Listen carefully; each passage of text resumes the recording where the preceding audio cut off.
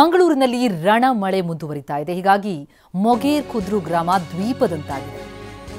ಸುಮಾರು 30ಕ್ಕೂ ಹೆಚ್ಚು ಮನೆಗಳು ಪೂರ್ಣ ಮುಳುಗಡೆಯಾಗಿದೆ. ಮನೆಗಳ ಜಲಾವೃತ ಆಗಿದೆ. ಜನರ ಬದುಕು ಬೀದಿಗೆ ಬಂದಿದೆ. ಗ್ರಾಮಕ್ಕೆ ಗ್ರಾಮವೇ ದ್ವೀಪದಂತಾಗಿದೆ. ಇನ್ನು ಮಳೆಯಿಂದಾಗಿ ಮೂಕ ಪ್ರಾಣಿಗಳ ಪರದಾಟ. ಪ್ರತಿನಿಧಿ ಅಶೋಕ್ ಪ್ರತ್ಯಕ್ಷ ವರದಿ ಕೊಟ್ಟಿದ್ದಾರೆ, ನೋಡೋಣ ಬನ್ನಿ.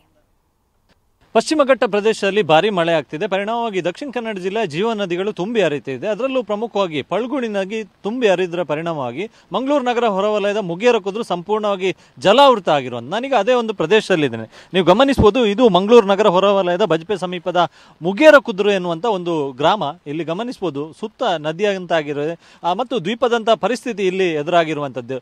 ಇದು ಜನವಸತಿ ಇರತಕ್ಕಂಥ ಪ್ರದೇಶ. ಆದರೆ ಇದೀಗ ಪಲ್ಗುಣಿ ನದಿಯ ನೀರು ನುಗ್ಗಿ ಸಂಪೂರ್ಣವಾಗಿ ಏನು ಜಮೀನುಗಳಲ್ಲಿ ಹರಿದು ಹೋಗ್ತಾ ಇದೆ. ಹೀಗಾಗಿ ಜನರು ಅಲ್ಲಿ ಆ ಭಾಗದಲ್ಲಿ ಸುಮಾರು 35ಕ್ಕೂ ಹೆಚ್ಚು ಮನೆಗಳಿದೆ. ದೋಣಿಯನ್ನೇ ಅವಲಂಬಿಸಿಕೊಂಡು ಹೋಗ್ತಿದ್ದಾರೆ. ಇಲ್ಲಿ ನೀವು ಗಮನಿಸಬಹುದು, ಇದು ರಸ್ತೆ ಮಾರ್ಗ. ಆದರೆ ಈ ರಸ್ತೆ ಮಾರ್ಗದ ಮೇಲೆ ಈಗ ನದಿಯಂತೆ ನೀರು ಹರಿದು ಹೋಗ್ತಿದೆ.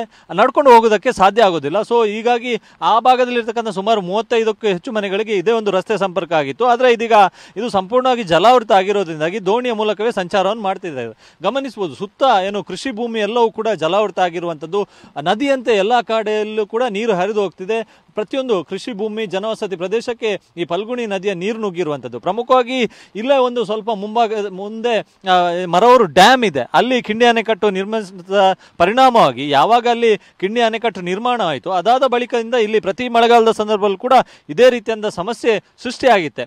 ಪ್ರಮುಖವಾಗಿ ಇಲ್ಲಿನ ಜನರು ಹೇಳುವಂಥದ್ದು, ಇಲ್ಲಿ ಅವೈಜ್ಞಾನಿಕವಾಗಿ ಈ ಒಂದು ಕಿಂಡಿ ಅಣೆಕಟ್ಟನ್ನು ನಿರ್ಮಾಣ ಮಾಡಲಾಗಿದೆ. ಸೊ ಅಲ್ಲಿ ನೀರು ಹರಿದು ಹೋಗೋದಕ್ಕೆ ಸಾಧ್ಯ ಆಗಿದೆ. ಅದೆಲ್ಲವೂ ಕೂಡ ಪಲ್ಗುಣಿ ನದಿಯ ನೀರು ನಮ್ಮ ಕೃಷಿ ಭೂಮಿಗೆ ನುಗ್ತಿದೆ ಎನ್ನುವಂಥ ಆರೋಪವನ್ನು ಕೂಡ ಮಾಡಿದ್ದಾರೆ.